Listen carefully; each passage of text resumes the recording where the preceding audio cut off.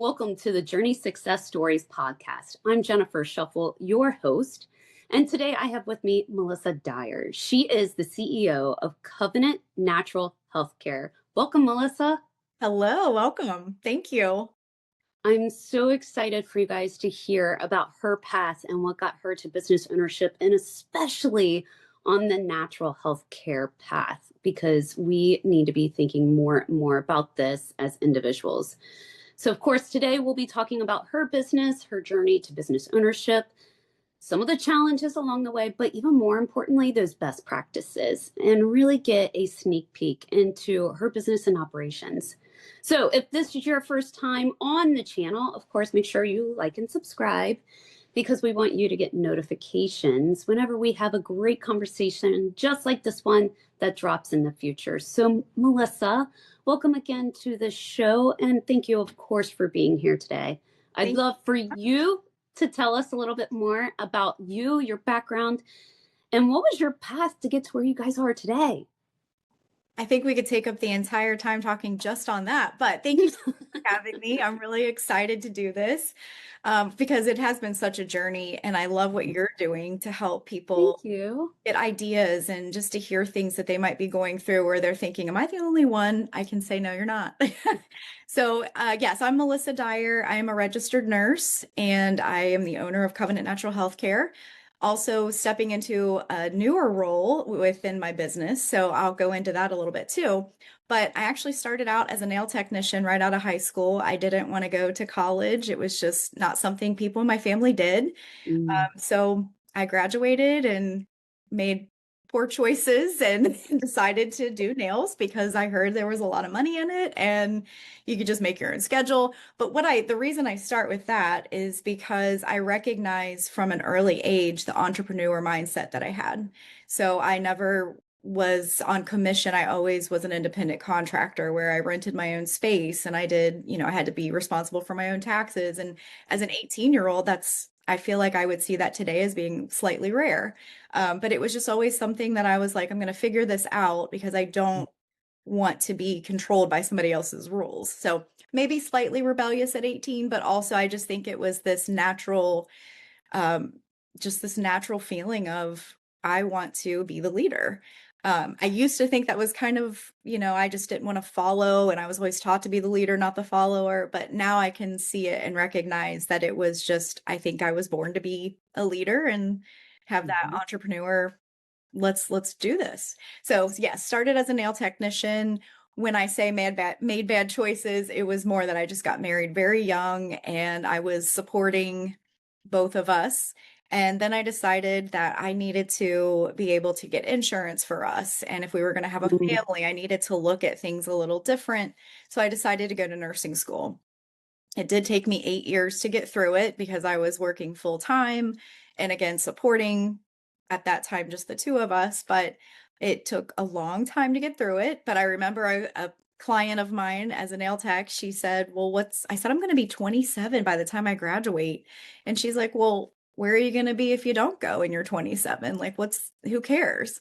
And I just remember all these barriers that I kept throwing out to her why I couldn't go to college. And she just kept shut them down. She's like, no, you can do this. You're going to do this. And I would say something like, well, I don't even know how I'm going to get there. I don't know how to find my way. And she's like, I'll drive you. So it was such this, I feel like a divine moment for this woman to be in my life to guide me. Because again, like I said, my family, nobody went to college. And Right. not that they didn't make successful businesses for themselves or that my parents were able to provide and all of that. And they taught me well. But she was very much like, no, you can do this. If you want to do it and you want more for yourself, then do it. And it was just eh, at that age, I did struggle to listen to people as well. It was like, no, I know what I need to do and I know what I'm going to do and I'm going to do it. But I just really hung on to her encouragement and I'm like, I'm going to do this. So again, took me 8 years. But I did become a nurse and then I found myself in a med surge unit at St. Elizabeth Edgewood and Mm. I hated it. It was awful. It was just not what I was expecting. I was really excited to help people. I think that that's just the overarching thing for my heart is just I want to help people. And thinking of a nurse, I just thought it was going to be, yes, providing the nursing skills such as starting IVs and passing medications. I knew it was going to be the actual process of being a nurse, but I thought there was going to be a lot more care. And that I Mm, just mean caring from a heart perspective of understanding that they were scared because they're in the hospital and having time to just sit with them and be like, well, what can I do for you to help with that? Or they're going in for surgery the next day and it could be something such as a mastectomy. And it was just like, there's no time to engage with these people or right. talk to them about the fears that they're having or even their families to be like, what are you doing and what's the doctor doing and how come we're not getting answers? And I just felt so pulled and tugged and all the politics behind the scenes. It was just, Right. I can't keep up with what you all are saying I have to do in order to get my job done and honestly truly care for people. Maybe it was because I was new and I just wanted to make sure I was doing everything right so that I didn't harm someone, which I'm glad that I did have that posture as well. But it was very stressful and I just felt like there was such a lack of care. Not knowing what I do now as far as on the holistic end, I think we all have that innate ability to see something's not right here. So again, Right. we would have these diabetic patients that were going in for amputations and they were just in the hospital repeatedly, but yet I was allowed to give them whatever food they wanted. And something in me would just be like, this isn't right. Like, how come they're meeting with a dietitian and yet they're told that they can have whatever they want and because it's we have to get a good review from the hospital so that people want to come to our hospital. I'm like, but they're having a limb amputated because of their sugar. I just don't understand this process. So I think the more and more that I got into all the behind the scenes, it was just and then it was to a point where you had to fill out all your charting at the end of the night, but you were supposed to be clocked out, but you couldn't fill it out if you were clocked out, but yet you had to fill it out. So it was like people were saying, well, I'm going to clock out and just don't say anything, or I'm going to, it was just to the point where people were lying to get away with doing their job appropriately. It Right. just wasn't making sense. I've heard that from so many other nurses as well. Like I know so many nurses in the field and they really do. They struggle because they get into nursing because they want to be there for the individual. They want to really provide that care and to have that bedside manner. And then all of a sudden it's like, we don't have time and we can't because it's dictated otherwise. Right. One of the things that really caught my eye, a good friend of mine, she's now in remission from cancer, but when she has gone for her treatments, they'll come around with these snacks for you to have, and it's all trash. Right. There's not a single, I know I should probably use a better word, but No, but you're right. That's what it is. Call it there's what it is. there's not a single thing in that basket that as a cancer patient you should have, let alone being diabetic.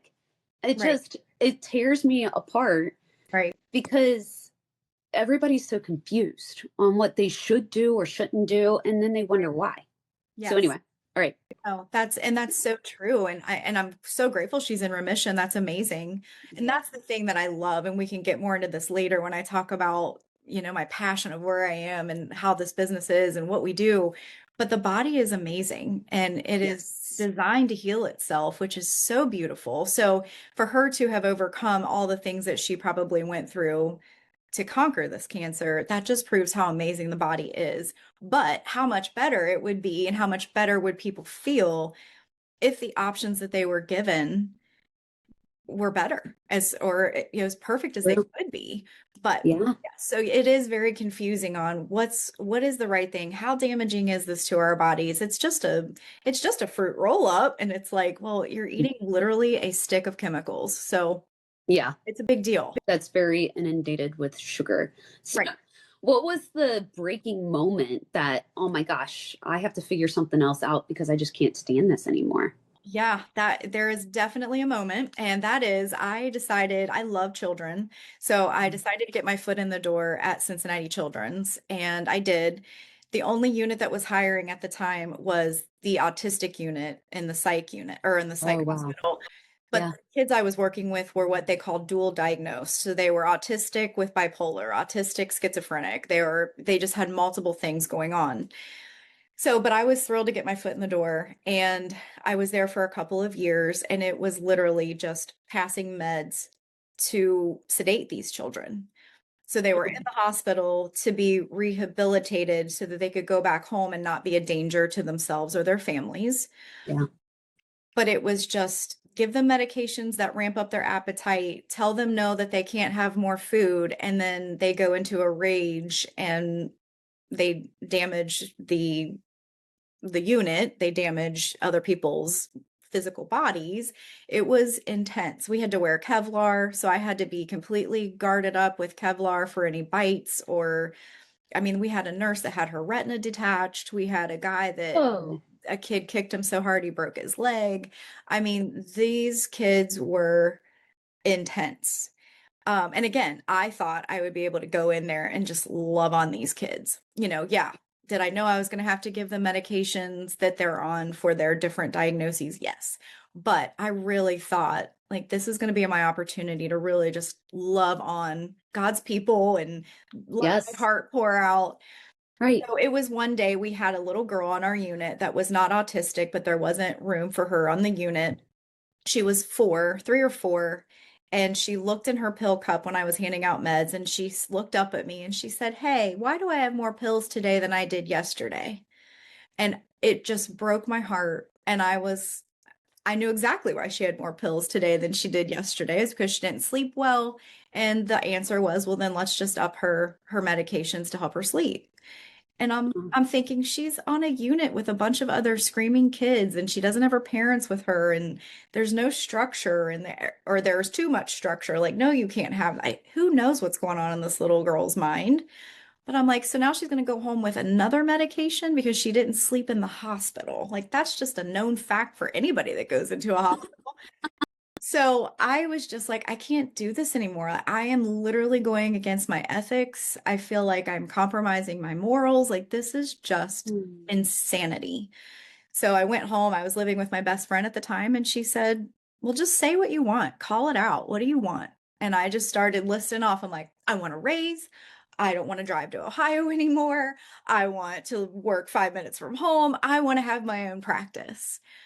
And she's like, all right, well, let's just put it out there. Tell God to make it happen for you. And literally 2 weeks later, I ran across Covenant Natural Health Care. So it was a naturopathic doctor that he and his wife, they started this out of their home.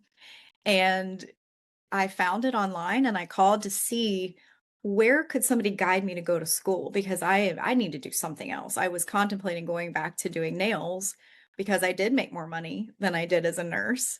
I was way less stressed. I was just like, this is crazy. I cannot believe I went into debt for this. I was so upset with my choice.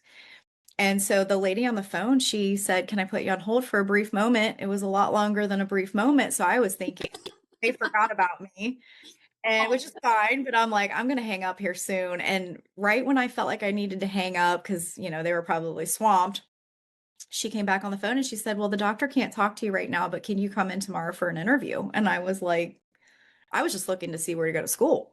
I'm like, an interview for what? Like, I don't even know what you do there. All I know is it's natural health care.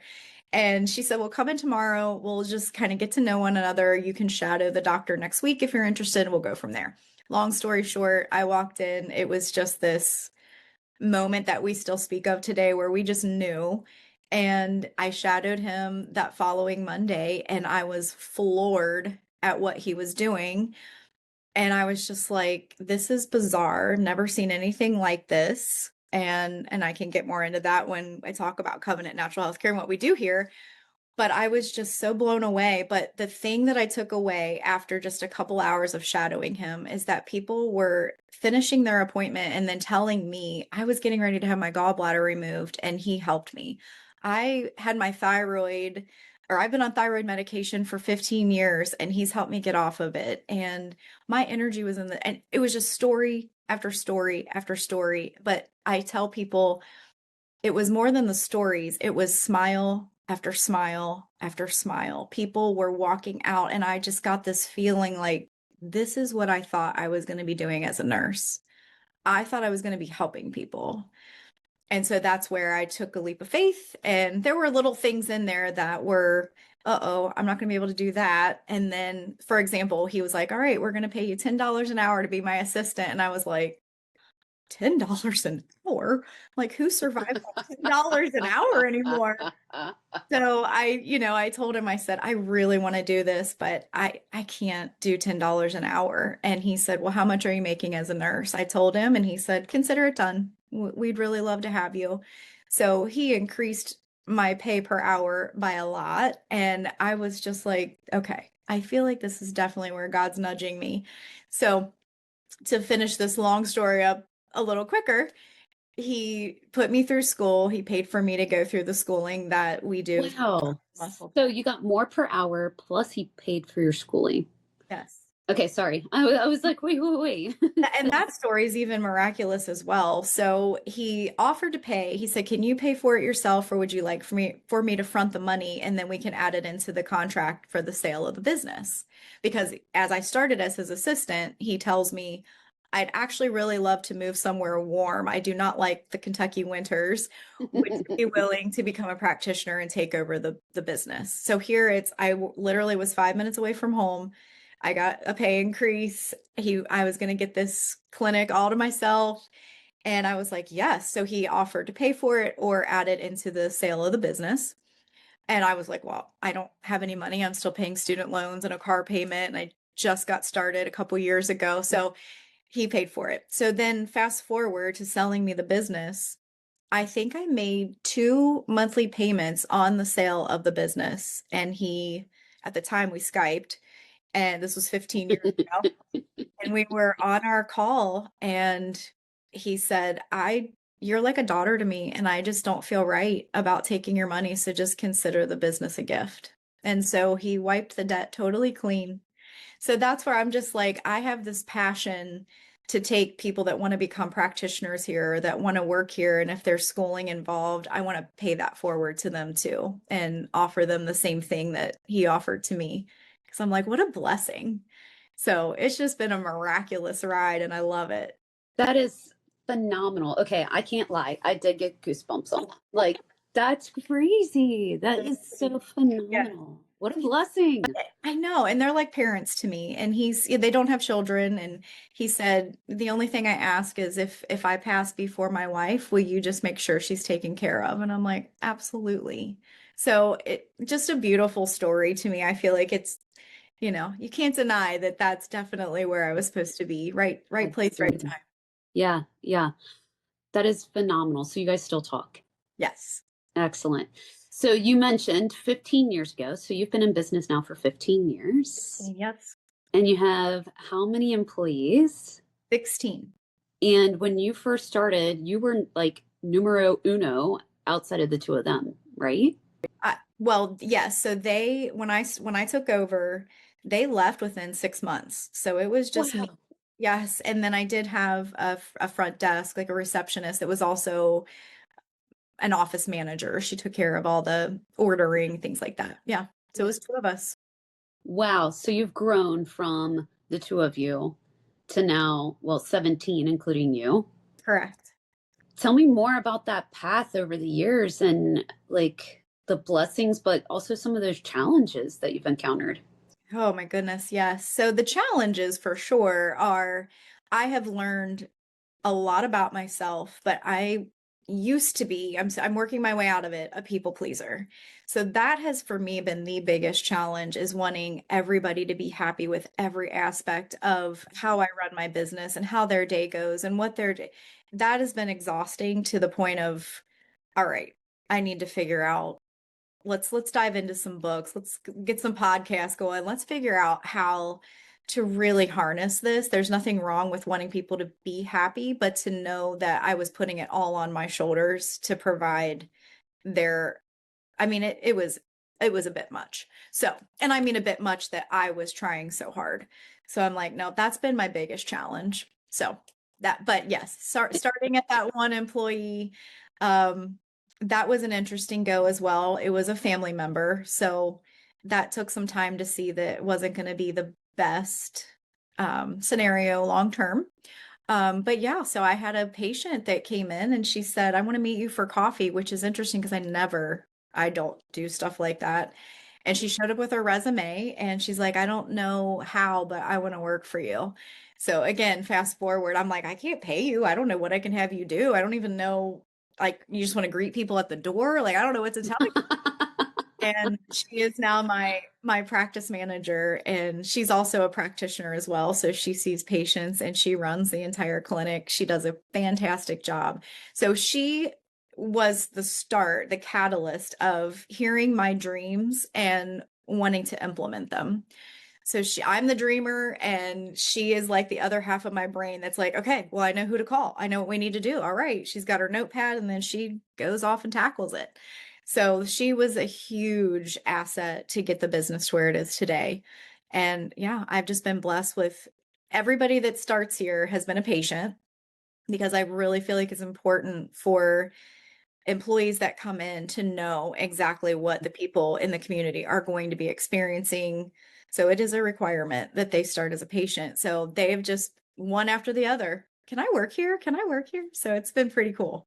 That is amazing. So let's get into, what do you guys do? I know this whole natural health care and holistic care, but share with us, like, what all do you guys do so that then people can start coming to you to get that more natural care that we're dying for? Yeah. Well, good. I'm glad people are wanting it. It definitely is something that is being much more entertained than it was when I first started. When I first started, it was like pulling teeth to not have people call me the witch doctor, the voodoo lady, the snake charmer. I'm like, that's fine. Once you feel better, you can call me whatever you want. So it started when I first started 15 years ago. We were strictly muscle response testing. So a form of kinesiology, which is Hmm. basically a way to see what the body needs non-invasively, but to see where the cells are not functioning optimally and therefore affecting the person and then providing symptoms. So we're trying to get to the root of what's going on in the cells, give the person a detox, support the organs, and then therefore the symptoms start to go away because we've chipped away at the true problem versus masking symptoms, which I know that that's what we say with our traditional medical model, is that they're masking symptoms with medications, and they are. However, I feel like we in the natural realm of things can do the same thing. So I'm very big on telling my practitioners we're not chasing symptoms. So the people will come to me and say, what do I do to help this person sleep? And I'm like, well, you can give them supplements for sleep all day long. And not that we don't do that at times, but I'm like, let's figure out why they're not sleeping. Like, what is that nervous system doing that's keeping them from getting Yes. into sleep?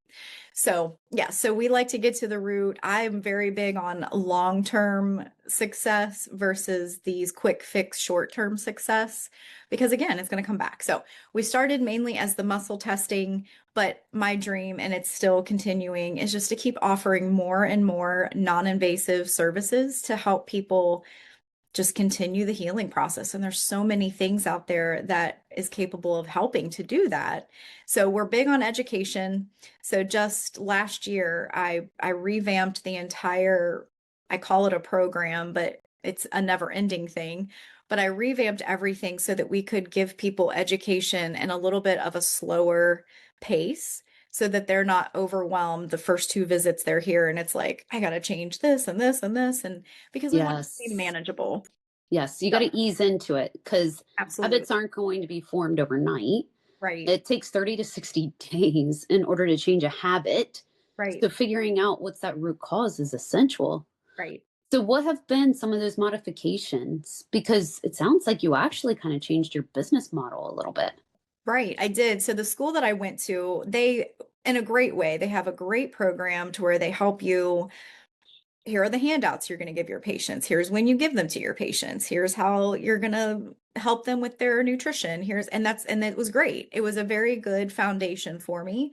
But as I started to grow, and I don't just mean grow in size, just grow personally in my journey with seeking out health options and what things I could do, I just felt like I was getting a little bit further away from their model because I'm like, I don't feel like that needs to be the first thing we give them. I feel like it needs to start here. So I just started looking at myself, but then the patients that we have coming in here as a whole, it really felt like people weren't quite ready for the way we were doing it before. And I really feel like that's because we are getting patients that are sicker and sicker. They're Yes, they're no longer the people that were coming to me 15 years ago that I could tell them, I'll just stop eating rice for a week and your body will be able to better tolerate that. I mean, we're dealing with people that are eating every meal is nothing but chemicals on a plate. And so it's just gotten worse and worse with what the FDA is allowing in our foods. absolutely. That I think that's where we have to really go heavy on the education, but do it in a manner that's not going to be so intimidating and overwhelming. Very fair. So, are there like certain things that or diagnosis that people are coming to you for? Or I guess what's like the number one thing that you guys are kind of like seeing now? I usually joke and say we see everything from constipation to cancer. So you've got I your believe that.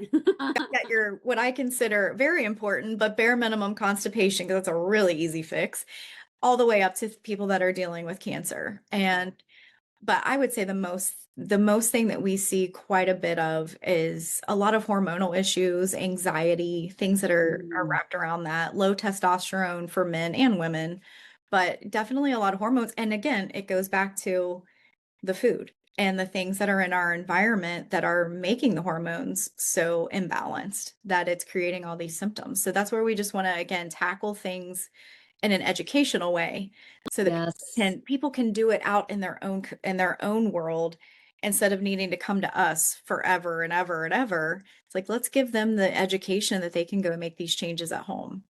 that is fabulous. You're giving them the education so then they can graduate, Right. really work on things themselves. And then if something else happens, we're here for you. Absolutely. That's That's very exactly cool. That's We ca- awesome. we call it in the beginning, we call it the fine tuning phase. We're going to fine tune things. We're going to help you out. Then we move into observation phase where we're just really observing them still somewhat closely and then graduate them out to maintenance. So it's like, let's continue maintaining. I use cars as an analogy all the time. It's like if you had a Lamborghini, you would want to maintain that thing indefinitely. So let's make sure we're taking good care of your Lamborghini and we'll pick up the pieces when we need to. We'll do some maintenance when we need to, but yeah, Awesome. exactly what we do. So, where do you see the business 5 years from now after you've had all these cool successes and you've even changed and modified some things along the way? Yes. I mean, as far as the patient, so my heart is definitely always focused on how can I Hmm. help more people? I want to reach more people. So within 5 years, I want to really be seeking out the best ways for marketing strategies to reach an audience that we haven't reached yet. And there are so many people that need to know about what we're doing. They need to be educated so they're not shying away from it. Again, there are still people out there that are like, oh, you drink some weird Kool-Aid. And I'm like, I don't really. But so I definitely am in a place where I want to see more I would love to reach athletes and more moms groups and schools even because I feel like how do we keep our kids in a place of expecting them to focus and Yes. making great grades, but yet the nutrition is so poor. So there are just a lot of audiences that I was still am looking to reach. So I want to work on the marketing aspect. Marketing has never really been a strong suit, not for me, but it's never anything I've done has never produced a good return on my investment, whether it be my time or my money. So word of mouth is how this has grown the way that it has. So I know that now we've really evolved with social media. So I think we're definitely tapping into more of that. So that would be a big goal for me within the next 5 years. Of course, any business owner, I really am focused on increasing my revenue. I'd like to see a 40 to 50% increase in 5 years. Excellent. It could be more. I'm all about it. I love to give back to the community and, just the people I love. So I'm like, yeah, let's make some more money so I can give more money away. So yeah, Absolutely. that would definitely be something in 5 years. I, again, would love to partner with more charities. We do a lot of charity work, but I would like to do even more. I would love to see a more functional space. So we do have a space in Florence, Kentucky, and it's awesome. But we have upstairs and downstairs. And I just, in my mind, I visualize all one floor so that we can closely connect with one another when there's like, hey, we need somebody to help over here. And stairs aren't a deal breaker. We're all very healthy here, but I just see a different layout. I feel like it could be much more efficient. So that's something I would love to have Absolutely. within Very 5. cool. Yes. So to do 40, 50% more revenue, of course, that also means your team is also going to have to grow. What Right. does that maybe look like for you? Yes. So if my first thought on that is, oh, these challenges with all these personalities, but they're wonderful. So it just, I mean, it definitely looks for me being very strategic on the timing because I know before people will Yes. approach me and I want to be, let me take you under my wing. If you want to work here, I feel like we're the best place to work for. Yes. And then all of a sudden we're like, oh, we don't have the capacity to train this person. We don't have the time. We don't know that we're going to be able to give them the hours they want. So I want to Yes. be strategic on the right timing to bring people in. But yes, it is going to require staff. Well said. I love it. Our 6 steps to massive results always do leverage and systems first before we invest in team because it takes so much time to onboard people. And it's a piece that a lot of people unfortunately underestimate. Right. So getting those systems in process and being very clear as to what we need and or want so that then we're very strategic in that growth and very purposeful. That is amazing. I love that you're really thinking about it from that perspective. Awesome. So, Don't want to waste the other person's time either. no. Yeah. Well, and you don't want to frustrate your patients either, especially when your number one way of getting out there and getting new patients is word of mouth. Right. So, it's so essential, especially small, medium sized businesses. Right. We just need to make sure that we're very intentional. Yeah. Absolutely. All right. So, I can talk to you all day long. Same. And we are running out of time. So I'm going to shift gears to some rapid fire questions Okay. because we want to get to know Melissa a little bit more. Okay. All right. Look, So, what is the key to success for you? definitely, I'm working on my communication. I feel like communication is a huge factor in success. Organization, I feel like being organized is a huge Mhm. factor in success as well.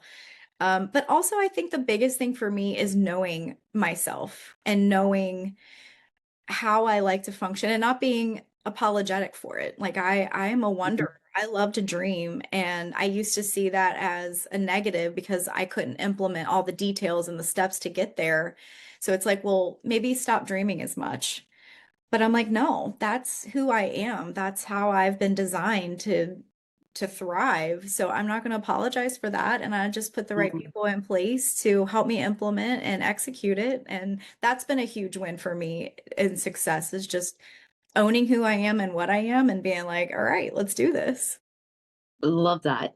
Our formula for success, there's different components in it. Dream and being a dreamer is part of it. And it's our number one thing because it's the thing that's going to motivate us and really push us outside of our comfort zone to do more and Right. to go to that next level. So, game on. Stay Yes. with that. I love that. Thank you.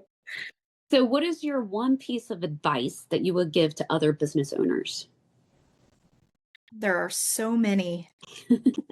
I think the piece of advice I would give is being a dreamer. I wanted all of these things that I have at 15 years all at once. Like it was like I could see being able to give raises and bigger bonuses and I want to bring in this massive audience of patients, but I would give the advice of just being content in the moment and not, Mm, I mean, still dreaming because I think that is so important, but just being content with where you might need to stay because otherwise you either miss moments that there's blessings in that journey or you rush things and then you realize after the fact, oh, I made a mistake here. I probably shouldn't have done that if I would have just paced myself. So that would be my biggest piece of advice. Excellent. That's huge. Really is.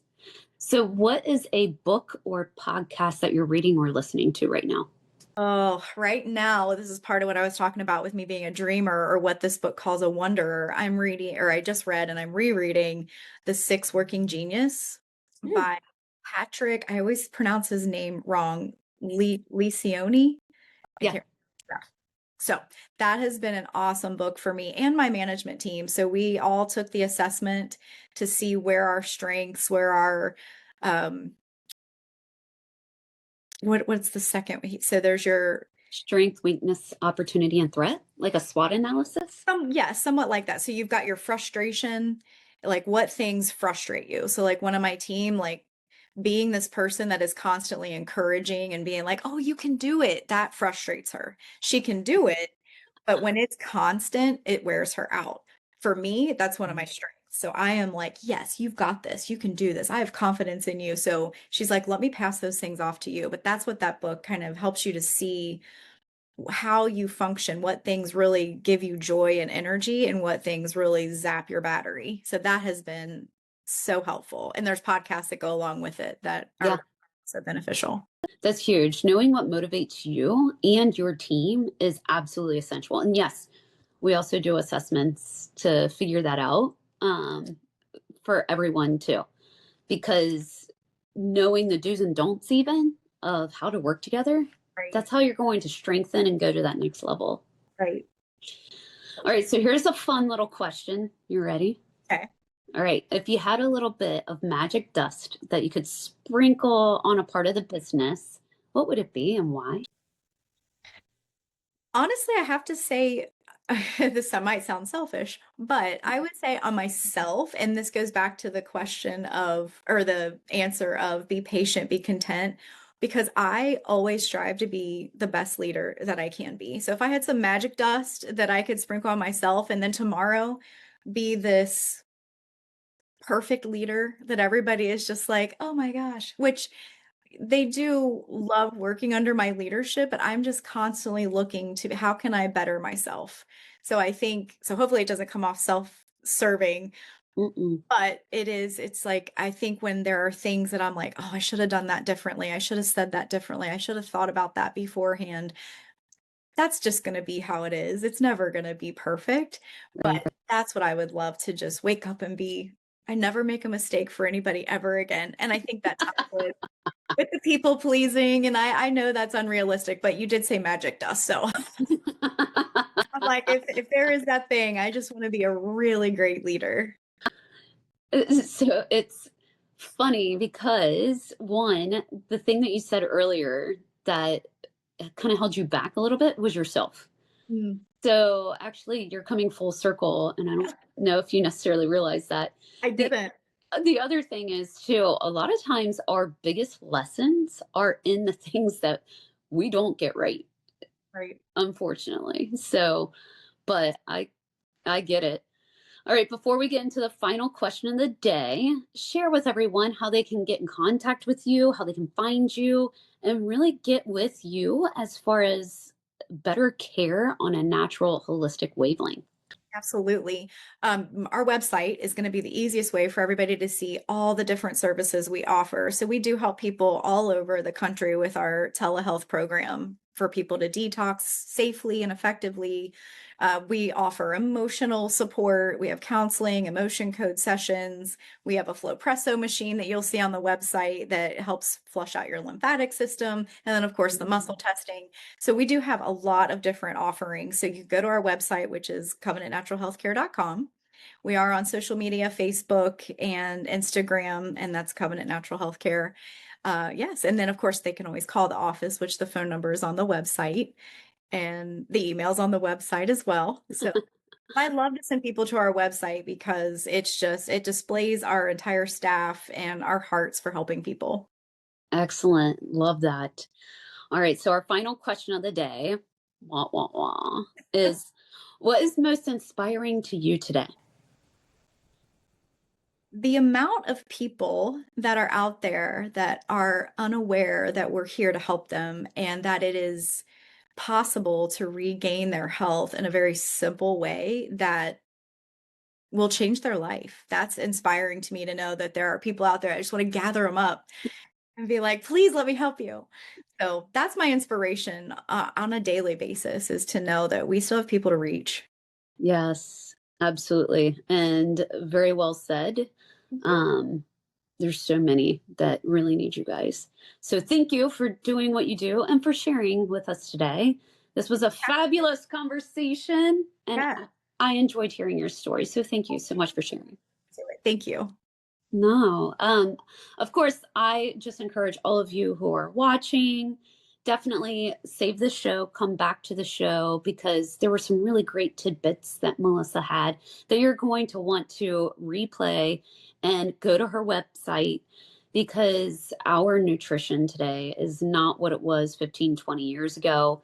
And we need to really be cognizant of what are we putting in our bodies so that then we can be the best person we can be for our future and even for tomorrow. So if you haven't yet liked and subscribed, please do so, because we want to make sure that you get notifications whenever we have a new conversation drop just like this one. And thanks to all of you who have joined us today. And a special thanks, of course, to Melissa Dyer. She's the CEO again of Covenant Natural Healthcare. And we appreciate you. And thank you so much for being here today. Thank you for having me. Thank you all. Bye.